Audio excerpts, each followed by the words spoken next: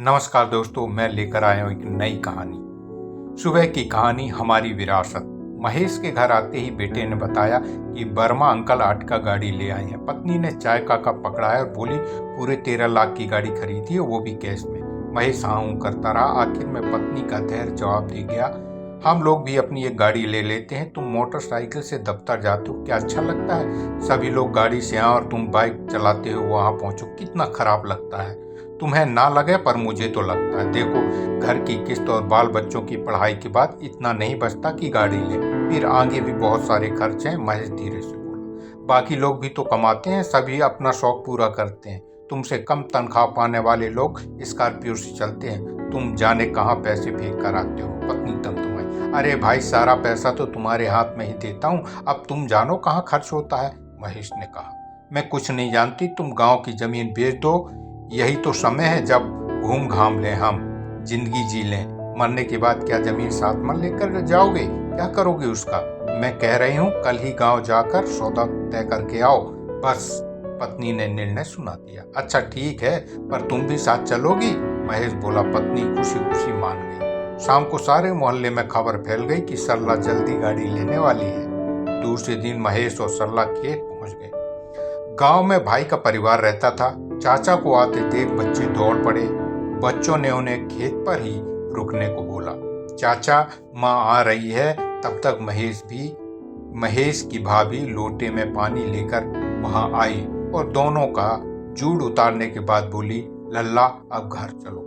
बहुत दिन बाद वे लोग गांव आए थे। कच्चा घर एक तरफ गिर गया था। एक छप्पर में 2 गाय बंधी थी।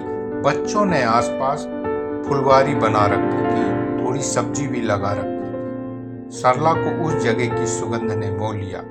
भाभी ने अंदर बुलाया, पर वह बोली, यहीं बैठेंगे।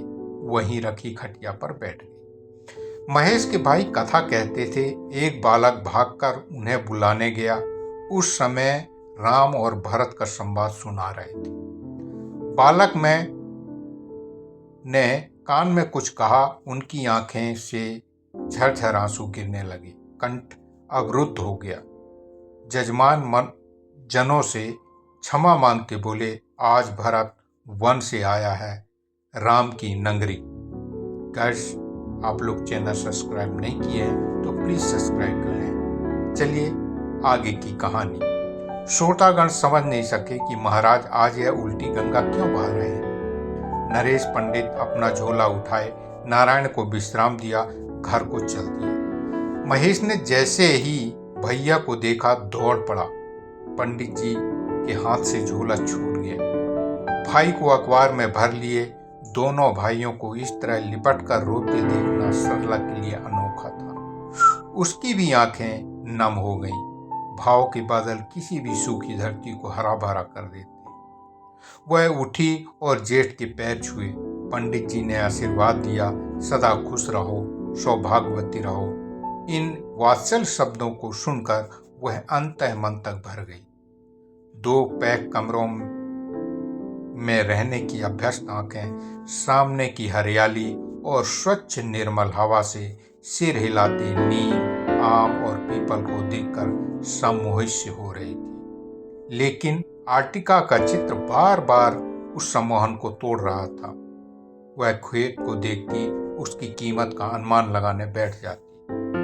दोपहर में खाने के बाद पंडित जी नित्य मानस पाठ कर बच्चों को सुनाते थे।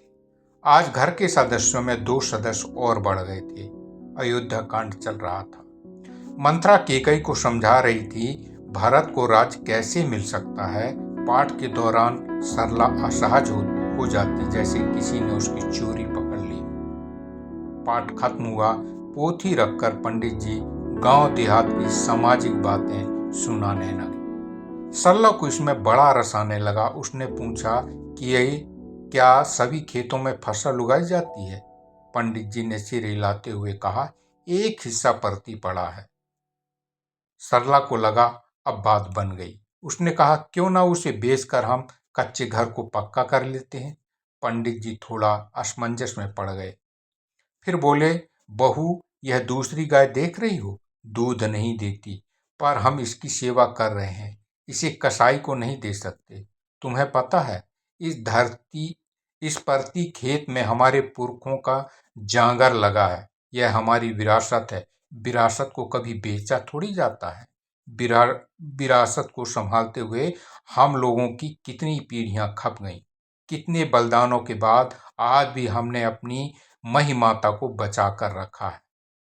बहुत लोगों ने खेत बेच दिए। उनकी पीढ़ियां अब मनरेगा में मंजूरी करती हैं या फिर शहर के महासमुंदर में कहीं विलीन हो गए। तुम अपनी जमीन पर बैठी हो, इन खेतों की रानी हो। इन खेतों की सेवा ठीक से हो तो देखो कैसे माता मिट्टी से सोना देती है। शहर में जो हर लगा है ना बेटा, वो सब कुछ हरने पर तुला है। संबंध, भाव, प्रेम, खेती, मिट्टी, पानी, हवा, सब कुछ हर लेती है। लोगों को पता नहीं चलता शहर में कहाँ खो गए। आज तुम लोग आए तो लगा मेरा गांव शहर को पटकन्नी देकर आ गया। शहर को जीतने नहीं देना बेटा। शहर की जीत आदमी को मशीन बना देता है। हम लोग रामायण गीता पढ़ने वाले लोग हैं, जहां भगवान राम सोने की लंका को जीतने के बाद भी उसे त्याग कर वापस अयोध्या ही आते हैं। अपनी माटी को स्वर्ग से भी बढ़कर मानते हैं। तब तक अंदर से भाभी आई और उसे अंदर ले गई। कच्चे घर का तापमान ठंडा था। उसकी मिट्टी की दीवारों से उठती सौंधी खुशबू सरला को अच्छी लग रही थी। भाभी ने एक पोटली सरला के सामने रख दी और बोली, मुझे लल्ला ने बता दिया था, इसे ले लो और देखो, इससे कार आ जाए तो ठीक, नहीं तो हम इनसे कहेंगे खेत बेच दें। सरला मुस्कुराई, विरासत कभी बेचा नहीं जाता भाभी।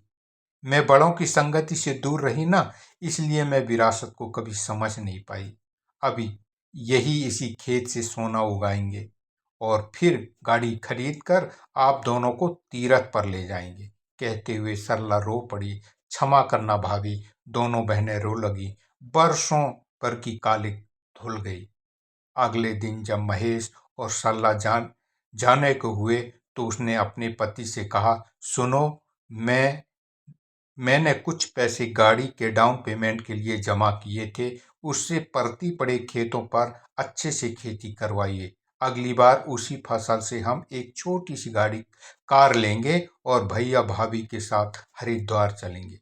पंडित जी की आंखों से आंसुओं की धार बह पड़ी और बोले, आज शहर हार गया। जाने कितने बरस बाद गांव को अपनी विरासत को मिले इस मान सम्मान पर गांव भी गर्वित हो उठा था। सुप्रभात। गाइस, आप लोगों को ये कहानी कैसी लगी कमेंट करके आप लोग जरूर बताएं और मेरे चैनल को सब्सक्राइब करके अपना सहयोग प्रदान करें। जय माता दी।